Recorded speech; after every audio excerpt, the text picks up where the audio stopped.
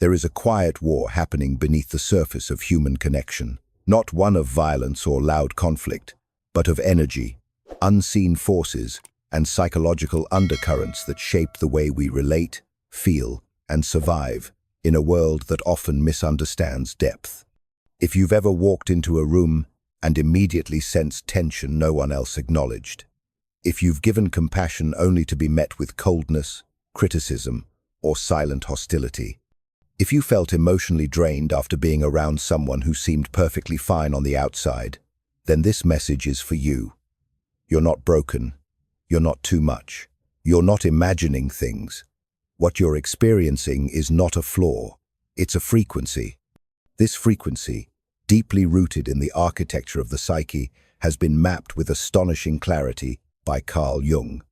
Today, we're exploring why emotionally attuned people become magnets for unprocessed pain, hidden envy, and unconscious resistance, and how you can transform this dynamic from a burden into sacred empowerment.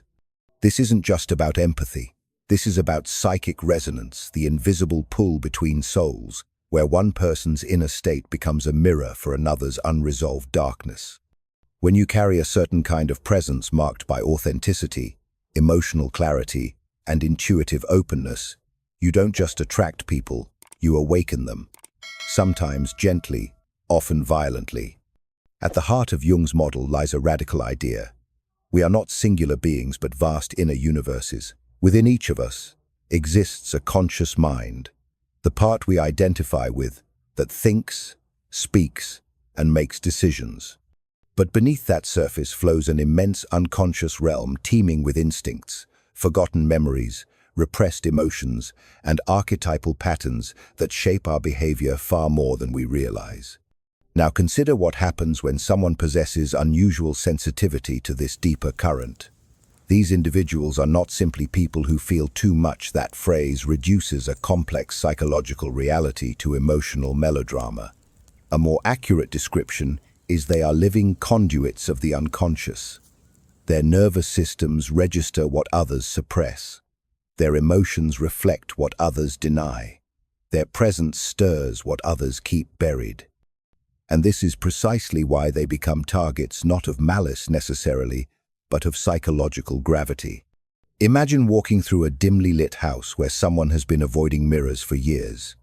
They've covered them, turned them around, or simply refused to look. Then suddenly, a light is switched on. Not harshly, not aggressively, just present. And in that light, the reflection returns. What happens? The person doesn't thank the light. They curse it. They blame it. They say it's too bright, too exposing, too much. But the light did nothing. It simply was. This is the paradox of the sensitive soul in a world full of unacknowledged shadows.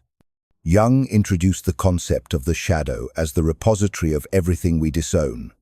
Our fears, jealousies, rage, inadequacies, unmet desires. It's not evil, but unintegrated. Because it lives outside awareness, it operates in secret, influencing behavior and seeking expression through indirect channels. When a person with high emotional sensitivity enters the orbit of someone carrying a heavy, unexamined shadow, something shifts. The sensitive person doesn't need to say anything. Their mere presence calm, centered, authentic acts as a psychic mirror, and mirrors terrify those who haven't faced themselves. This is not personal. It is archetypal.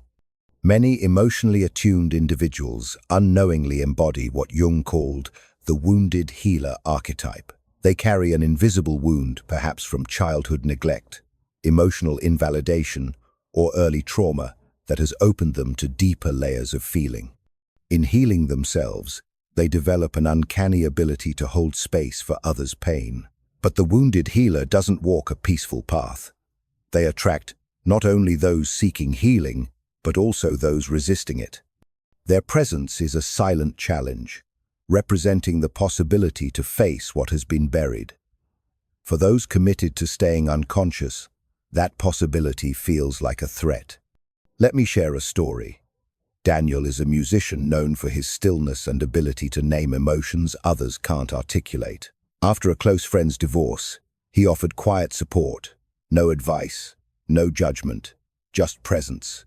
Weeks later, the friend began avoiding him, making sarcastic remarks about people who think they're above drama. Daniel was confused. He hadn't interfered or taken sides. Applying Jung's lens, the answer becomes clear. Daniel's emotional stability highlighted his friend's inner chaos. His calm was a mirror reflecting the friend's inability to sit with pain. Rather than confront that discomfort, the friend attacked the mirror.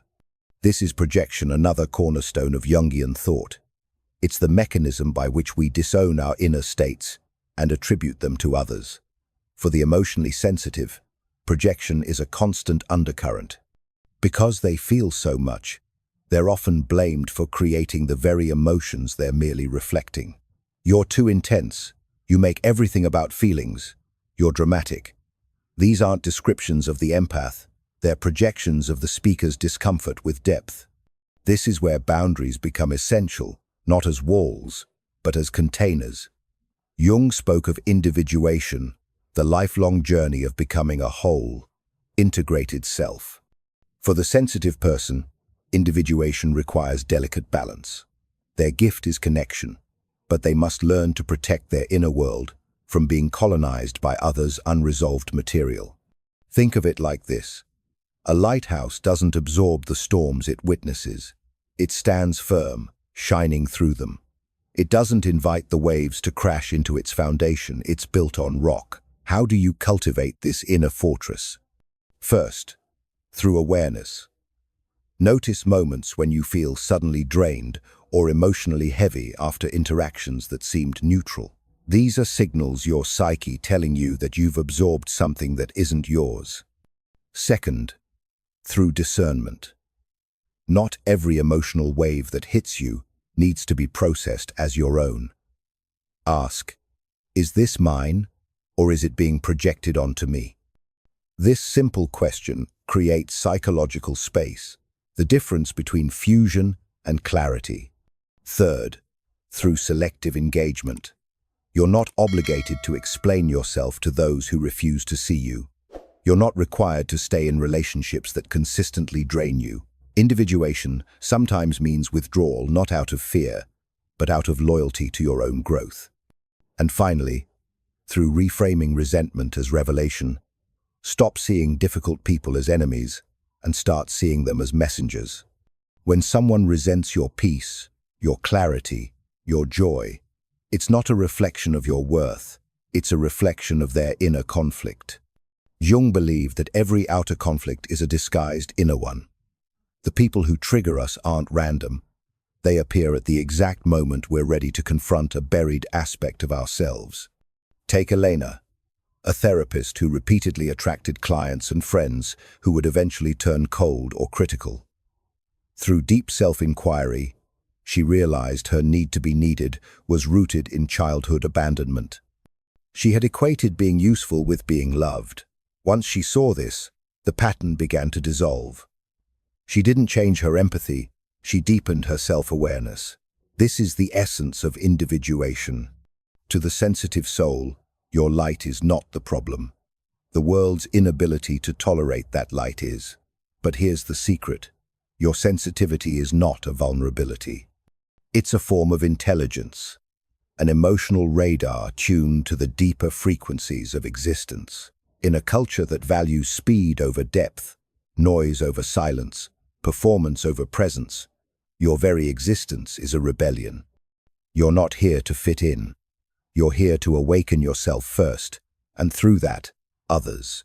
So the next time someone resents your kindness, your calm, your authenticity, do not dim yourself. Do not apologize for being seen. Instead, stand in the truth of your being and say, silently if not aloud, I see what you're carrying. I do not fear it, and I will not let it extinguish my flame. Because the world doesn't need more people who are loud, aggressive, or emotionally armored. It needs more people who can feel and who have the courage to remain feeling even when it's inconvenient. Jung's greatest insight was this: wholeness is not the absence of darkness, but the integration of it. Those who walk with both hands open, one holding their pain, the other offering compassion, are not weak. They are the pioneers of a deeper humanity. Your light is not a flaw. It is a compass. And the world needs you exactly as you are.